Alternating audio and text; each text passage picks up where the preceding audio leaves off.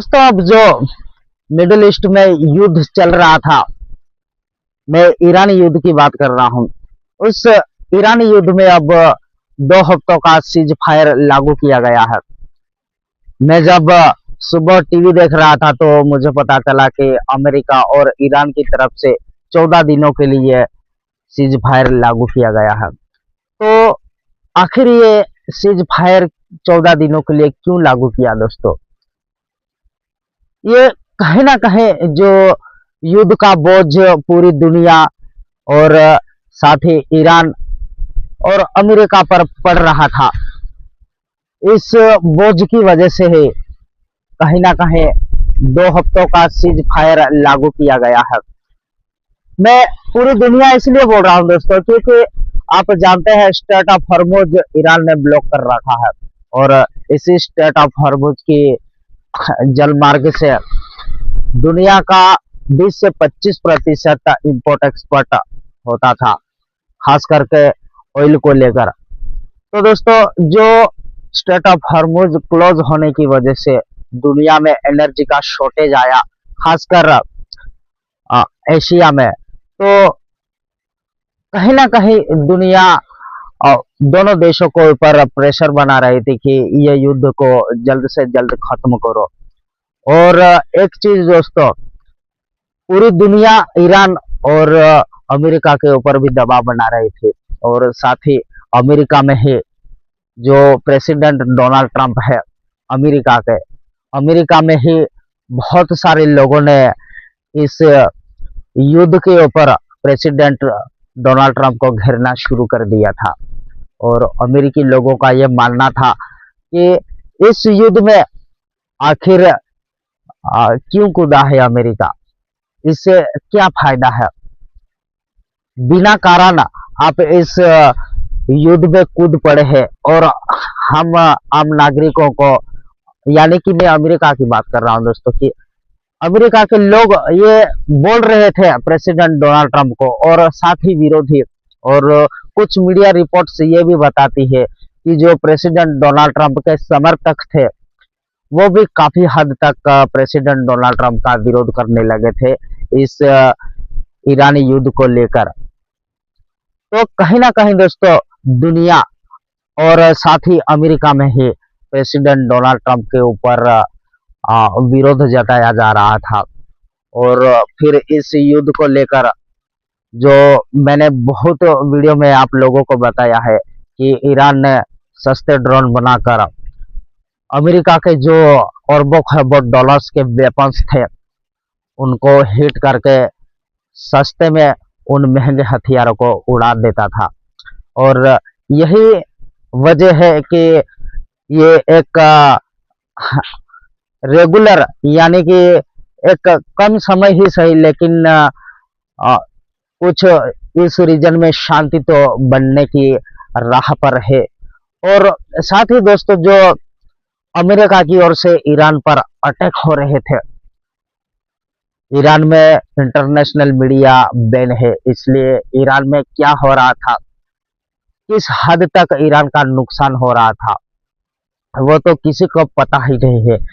लेकिन जो ईरान है उसका मिसाइल सिस्टम और ड्रोन सिस्टम को छोड़कर अगर दूसरे वेपन्स सिस्टम को अगर हम फोकस करें तो मुझे लगता है कि ईरान ऐसा कुछ नहीं कर रहा था, बस अपने ड्रोन सिस्टम और मिसाइल सिस्टम के ऊपर ही निर्भर था और इसी के सहारे वो युद्ध लड़ रहा था। हाँ, यह अलग बात है कि ईरान अपने अस्तित्व की लड़ाई लड़ रहा था और आगे भी लड़ेगा।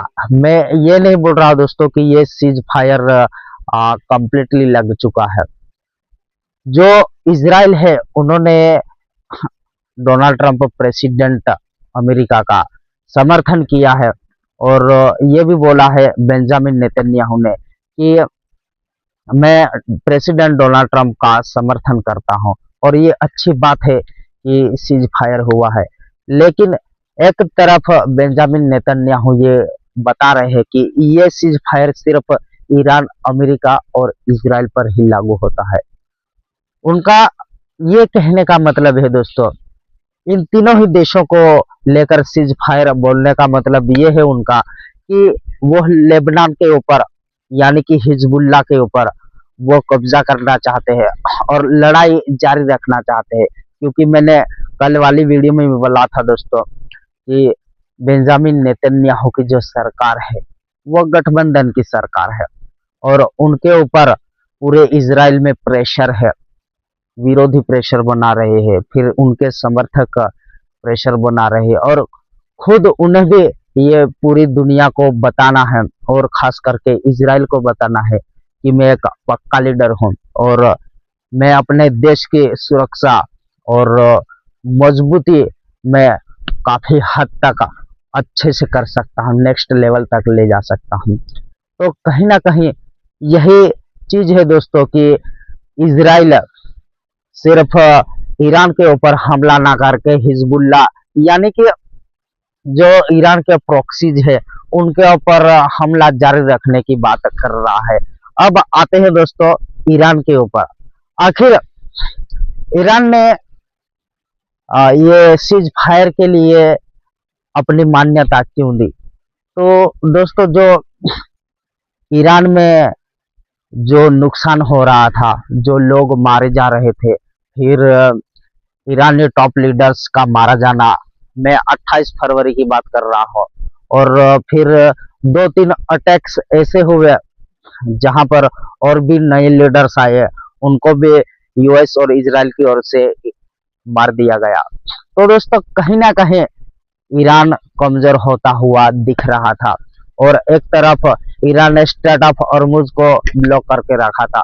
इस वजह से जो मैंने अभी बताया कि एनर्जी का शॉर्टेज, और वो शॉर्टेज भी कोई मामूली शॉर्टेज नहीं, पूरी दुनिया का शॉर्टेज है और इसलिए पूरी दुनिया और खाड़ी के देश, अरब देश, पूरा रीजन है अमेरिका और ईरान के ऊपर दबाव बना रहा था कि आप कुछ भी करके सीज फायर करो और इसलिए ये सीज फायर किया गया।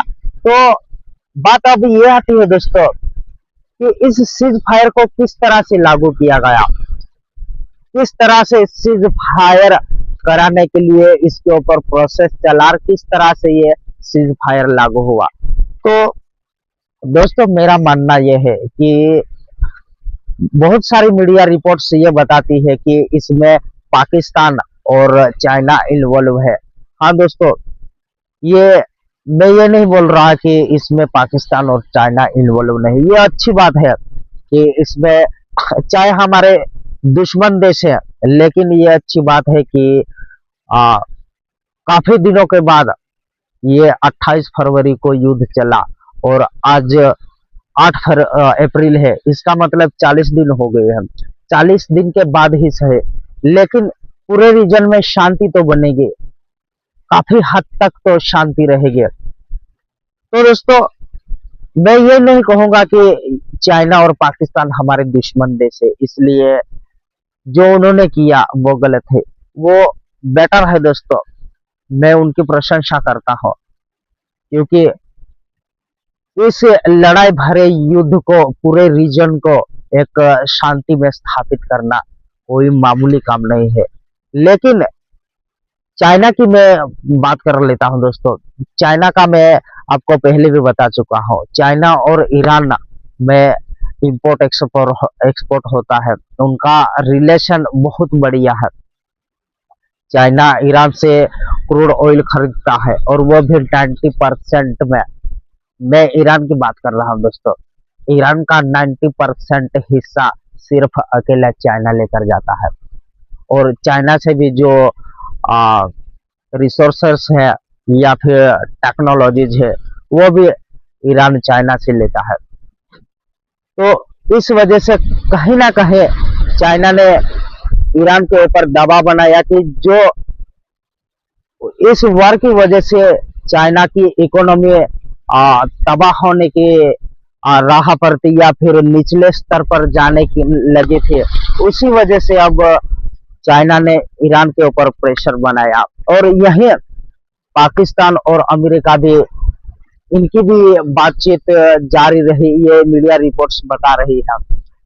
मीडिया रिपोर्ट्स का ये बताना है कि पाकिस्तान के प्रधानमंत्री शहबाज शरीफ और फील्ड मार्शल आसिम मुनीर, इनकी प्रेसिडेंट डोनाल्ड ट्रंप के साथ कोऑर्डिनेशन रेगुलर चालू था।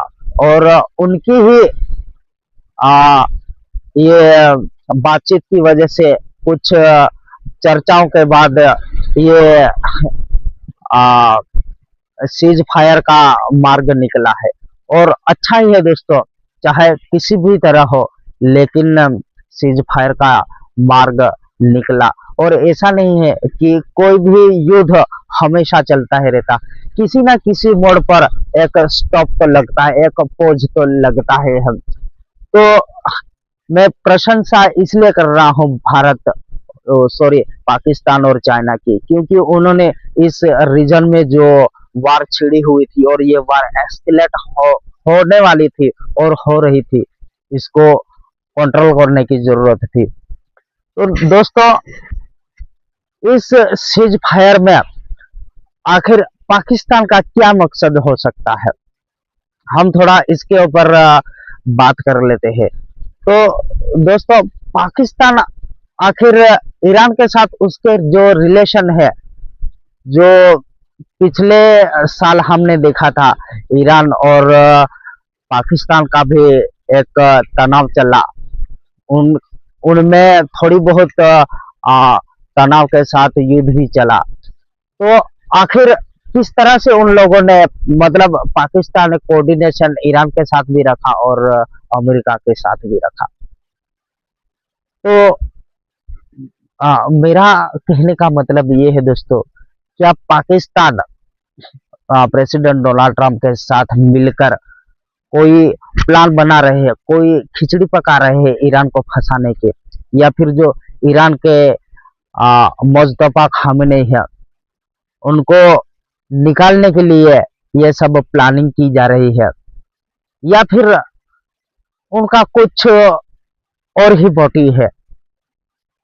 मैं इसलिए ये बात कर रहा हूं दोस्तों कि क्योंकि आप जानते हैं मुस्तफा खामेनी जब से 28 फरवरी को यूएस और इजराइल ने मिलकर ईरान के ऊपर हमला किया, तब से वो गायब है, किसी को कुछ नहीं पता है। उनकी जो सूचनाएं आती है या फिर उनका कोई भी निर्णय आता है, वो सिर्फ ईरान की सरकारी मीडिया के तरफ से हमें पता चलता है। और अमेरिका की ओर से भी बहुत बार बताया गया है, और साथ ही इजराइल की तरफ से भी, कि कभी हमें सुनने को मिलता है कि मुस्तफा खामेनी कोमा में चले गए हैं, वो डिसीजन लेने के लिए उनकी हेल्थ कंडीशन अच्छी नहीं है, या फिर ये भी कुछ मीडिया रिपोर्ट्स में आ रहा है कि प्रेसिडेंट डोनाल्ड ट्रंप बता रहे हैं कि वो इस दुनिया में है ही नहीं। तो क्या ये ईरान जो बोल रहा है कि ऐसा कुछ नहीं है, मुस्तफा खामेनी जो कि सुप्रीम लीडर है ईरान के, उनकी हेल्थ भी बढ़िया है और वो डिसीजन लेने में सक्सेस है, तो क्या दोस्तों अमेरिका और इजराइल की ये प्लान है कि मुस्तफा खामेनी को उस जो छिपे हुए हैं उनको बाहर निकालने की उनकी कोई प्लानिंग है, या फिर बस एक जो दुनिया का प्रेशर है इन तीनों ही देशों के ऊपर, चाहे आ, अमेरिका हो, चाहे इजराइल हो, या फिर ईरान हो, और इनके खुद के देश में जो विरोध प्रदर्शन हो रहे हैं, क्या उन्हीं विरोध प्रदर्शनों का ये नतीजा है, या फिर ये जो मैंने बताया ये एक ईरान के सुप्रीम लीडर मुस्तफा खामेनी को बाहर निकालने की इनकी एक चाल है। चाहे कुछ भी हो, हमें ये नहीं भूलना चाहिए कि अमेरिका और इजराइल इतनी आसानी से तो सीज फायर के लिए मानने वाले तो नहीं हैं। और मीडिया रिपोर्ट्स में ये भी पता चला है दोस्तों कि ईरान ने अपने 10 पॉइंट अमेरिका के सामने रखे हैं, और उन 10 पॉइंट में है कि यूरेनियम का एनरिच करना, यानी कि न्यूक्लियर बनाने देने की अनुमति, यह फर्स्ट है।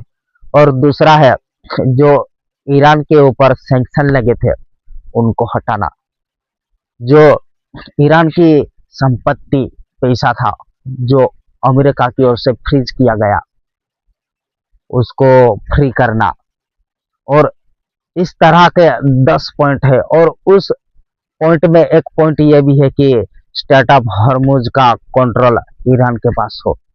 और डोनाल्ड ट्रंप ने भी ये इन 10 पॉइंट को लेकर बोला है कि चलो ठीक है, देखते हैं हम ये 10 पॉइंट के ऊपर हम काम कर सकते हैं, ऐसा बोला गया है। और 10 अप्रैल को, यानी कि आज 8 तारीख है, परसों को इस्लामाबाद में एक मीटिंग हो रही है दोस्तों। और ये चाइना भी इस मीटिंग के ऊपर नजर होगी, और साथ ही रूस, भारत और पूरी दुनिया की इस मीटिंग के ऊपर नजर होने वाली है, क्योंकि ये एक ऐसा युद्ध है जो पूरे रीजन को ही जलाकर अपनी आग में कहीं ना कहीं उसको भी झुलसा रहा था, पूरे रीजन को ही। इसलिए कोई भी जो युद्ध होता है वह सिर्फ दो देशों के अंदर ही नहीं, बल्कि पूरे रीजन को ही उलझा कर रख देता है और सुलझा कर रख देता है।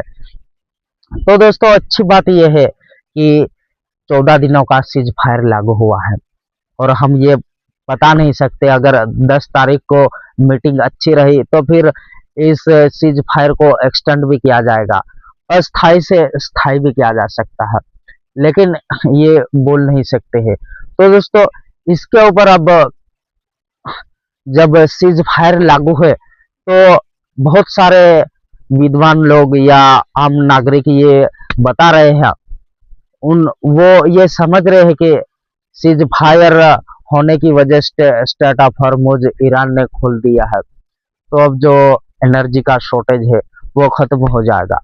लेकिन यह पूरा सच नहीं है दोस्तों। स्टेट ऑफ हॉर्मुज ईरान ने खोल तो दिया है, लेकिन 14 दिनों में आखिर क्या ही हो जाएगा। मेरा मतलब है दोस्तों, 14 दिनों में स्टेट ऑफ हॉर्मुज से जो 800 से 1000 से भी ज्यादा शिप्स फंसी हुई है, वो 14 दिनों के अंदर नहीं निकल सकती है।